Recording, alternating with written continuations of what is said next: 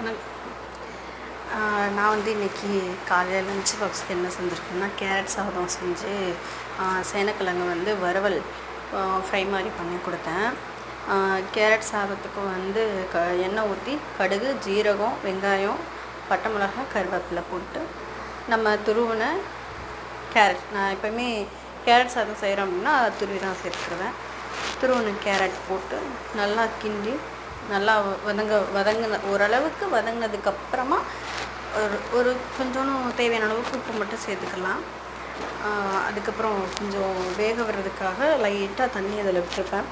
கொஞ்சம் ஏன் அப்படி தண்ணி லைட்டாக விட்டுருக்கேன், ஜீரகம் ஏன் சேர்த்துருக்கேன் அப்படின்னா, எனக்கு 1.5 வயசு பையன் இருக்கிறனால அவனுக்கு கொடுக்குறனால செரிமான பிரச்சனை எதுவும் வரக்கூடாதுங்கிறதுக்காக செரிக்கணுங்கிறதுக்காக நல்லா அதை வேக விட்டுருவேன் எப்போதுமே.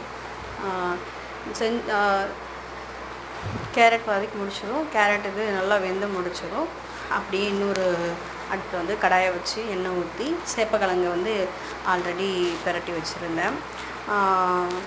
நல்லா கொஞ்சம் நேரம் வேக வச்சுட்டு அது நல்லா மஞ்சள் பொடி போட்டு வேக வச்சுட்டு, ஏன்னா சேப்பக்கிழங்கு வந்து அரிக்கும் அப்படிங்கிறதுக்காக ஃப்ரெஞ்ச் ஃப்ரை மாதிரி கட் பண்ணிவிட்டேன். கையில் கொஞ்சம் எண்ணெய் தேய்ச்சிட்டு ஃப்ரெஞ்ச் ஃப்ரை மாதிரி கட் பண்ணிவிட்டு, அதுக்கப்புறமா கொஞ்சம் நேரம் தண்ணியில் வந்து கொஞ்சம் ஒரு 50 மினிட்ஸ் வேக வச்சுட்டு அப்புறம் எடுத்து அது கூட வந்து சிக்கன் 60 மசாலா, உப்பு, இஞ்சி பூண்டு பேஸ்ட்டு, அதுக்கப்புறம் உப்பு சேர்க்கல, சிக்கன் 60 மசாலா, இஞ்சி பூண்டு பேஸ்ட்டு, இஞ்சி பூண்டு சேர்த்துட்டு கார்ன்ஃப்ளவர் மாவு 2 ஸ்பூன் அளவுக்கு சேர்த்துட்டு நல்லா பிரட்டி கொஞ்சம் நேரம் ஊற வச்சுட்டு அதுக்கப்புறமா எண்ணெய் தேவையான அளவுக்கு எண்ணெயை ஊற்றி கொஞ்சம் பெட்டராக சேர்த்து எண்ணெயில் கொஞ்சம் கொஞ்சமாக வேக வச்சு எடுத்துட்டேன்.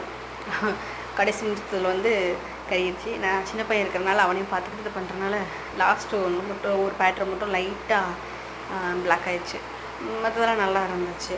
அதான் பையனுக்கு லஞ்ச் பாக்ஸ்க்கு கொடுத்து விட்டேன். அதுக்கப்புறமா கேரட்டு வேக வச்ச கேரட்டு, வடித்த சாதம். நான் எப்போதுமே வடித்து தான் சேர்ப்பேன். குக்கரில் அதிகம் சாப்பாடு செய்ய மாட்டேன்.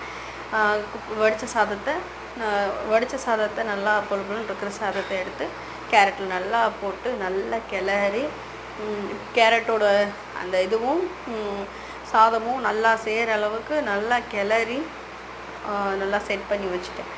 அவ்வளோதாங்க. இன்றைக்கி லஞ்ச் பாக்ஸ் வந்து அவ்வளோதான் செஞ்சேன். இன்றைக்கி கொஞ்சம் ரொம்ப வேலை, அவ்வளோதான் செஞ்சேன். தேங்க்ஸ்.